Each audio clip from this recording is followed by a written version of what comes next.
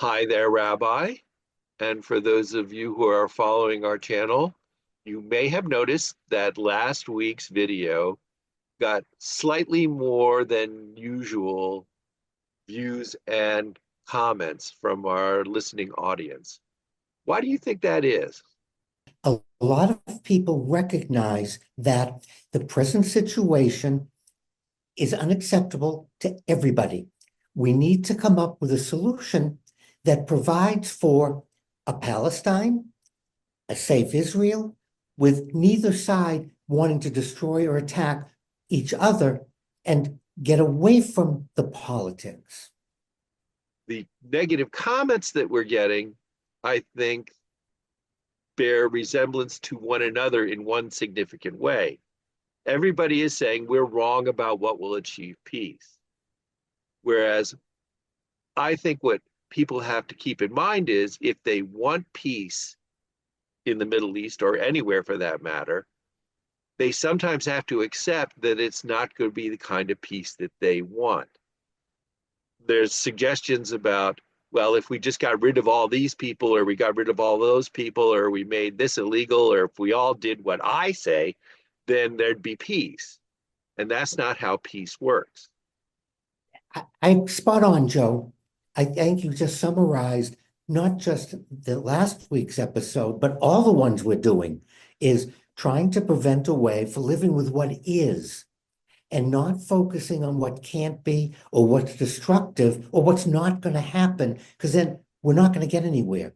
Now, one important point should be made right away.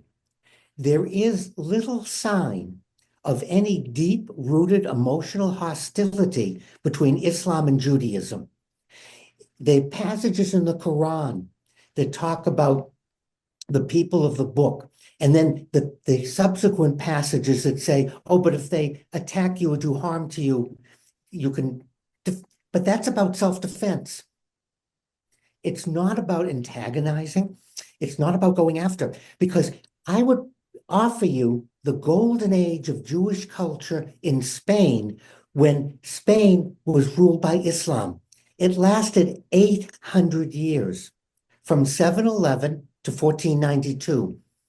And Jews and Muslims cooperated, created algebra, astronomy, mathematics, and also in science and in medicine. Some of the things that they discovered we're still using.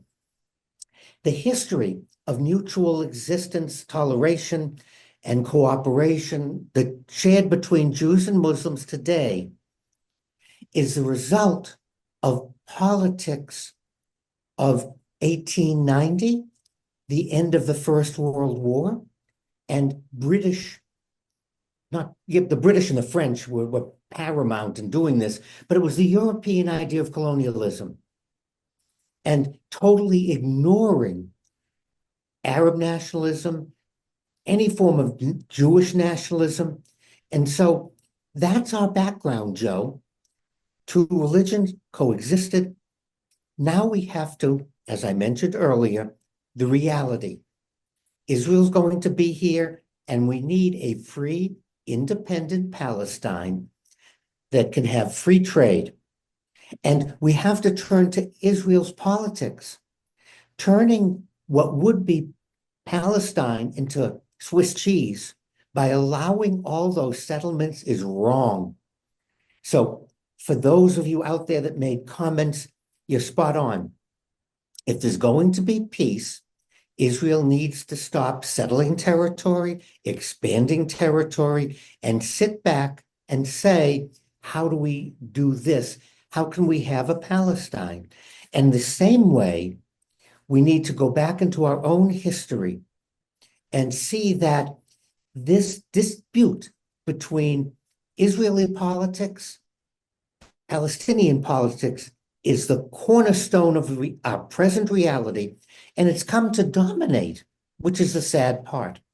I want to take us away from this political quagmire we're in, and I want us as Jews and Muslims to look at each other and say, let's go back to our roots.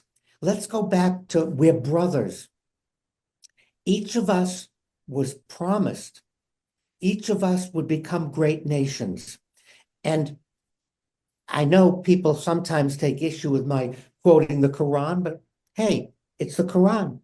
Because the Quran instructs Muhammad and his followers to say, we believe in God and what has been revealed to us and what was revealed to Abraham, Ishmael, Isaac, Jacob, and the tribes, and the books given to Moses, Jesus, and the prophets. For from their Lord we make no distinction between one another among them, and to God we do bow our will. And so let's take the text from the Torah I just quoted.